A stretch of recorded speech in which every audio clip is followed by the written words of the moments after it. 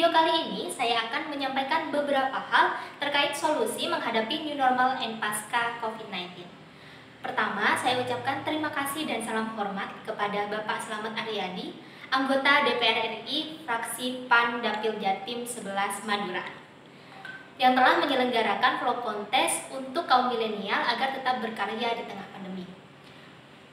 Nah, bagaimana videonya? Kita simak sebentar lagi. Check it out! Setelah beberapa bulan terakhir kita mengikuti kebijakan pemerintah berupa stay at home, work from home, dan pembatasan sosial lainnya, tidak dapat dipungkiri bahwa dengan itu produktivitas dan perekonomian masyarakat menurun.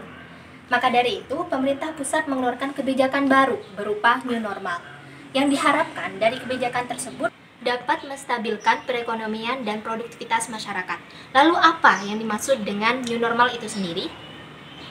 New normal adalah tatanan kebiasaan dan perilaku yang baru berbasis pada adaptasi dengan menerapkan pola hidup bersih dan sehat untuk menjaga produktivitas masyarakat namun tetap aman dari pandemi. Namun, khusus untuk kaum milenial, makna new normal itu sendiri adalah tata kelola dunia yang baru dengan berbasis pada digital, baik dari digital ekonomi, digital payment, dan digital living. Telah kita ketahui bersama bahwa generasi Z dan di bawahnya adalah generasi yang terkoneksi dengan digital. Maka untuk kamu, para kaum milenial, bersiaplah di era ini. Dalam kebijakan ini, tidak semua wilayah dapat langsung menerapkan new normal. Namun ada beberapa kriteria yang harus dipenuhi suatu wilayah yang dikeluarkan oleh WHO dan gugus tugas COVID-19. Apa saja kriteria itu? Kita simak bersama-sama. 1. Terdapat gambaran epidemiologi, menunjukkan penurunan kasus positif COVID-19 sebanyak 50% dalam waktu 2 pekan, dan terdapat penurunan jumlah positif yang meninggal. Yang kedua, surveillance kesehatan masyarakat, menunjukkan peningkatan pemeriksaan spesimen selama 2 pekan, dan terdapat penurunan kasus positif COVID-19 sampai 5%. Dan yang terakhir, mengenai pelayanan kesehatan masyarakat, terdapat kesediaan tempat tidur untuk kasus positif baru dan terdapat APD untuk tenaga medis serta ventilator di rumah sakit dengan mengasumsikan 1% untuk kasus berat di tiap daerah.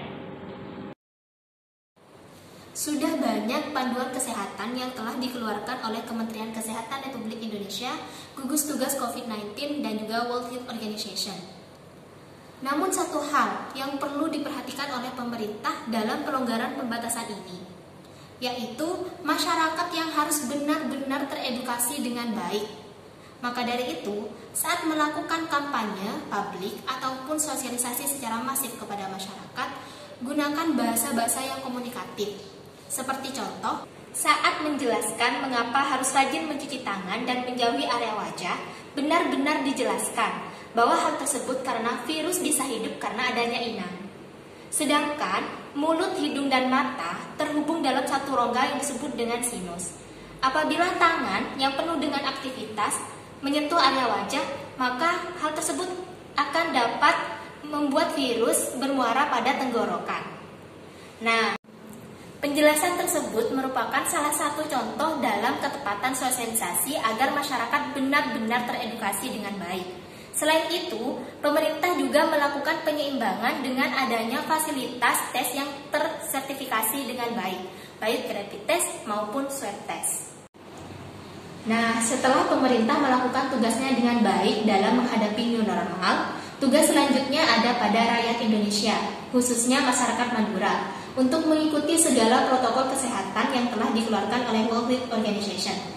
Apa saja? Mari kita simak, yaitu: yang pertama, rajin mencuci tangan selama 30 detik dengan menggunakan sabun dan air mengalir, mengikuti metode 6 langkah cara cuci tangan yang benar.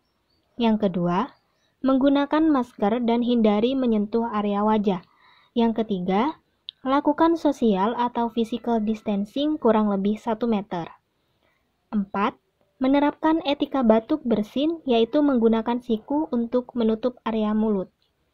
Yang kelima, menjaga imunitas tubuh.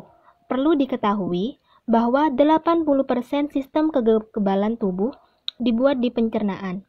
Jadi, Jangan lupa untuk menjaga pola makan dan makan 4 sehat 5 sempurna. Dan terakhir, melakukan isolasi mandiri jika terpapar dengan pasien atau memiliki ciri-ciri terjangkit. Kesehatan diri tergantung bagaimana individu masing-masing dalam menjaga. Maka, kunci dari penerapan new normal ini terletak pada kedisiplinan kita. Bagaimana kita disiplin untuk mengikuti segala protokol kesehatan agar kurva menurun, dan bagaimana kita disiplin agar tidak terjadi pandemi gelombang kedua. Saya yakin kita bisa dengan bersama-sama. Nyara arang sarang macet ke matur. Nyangher.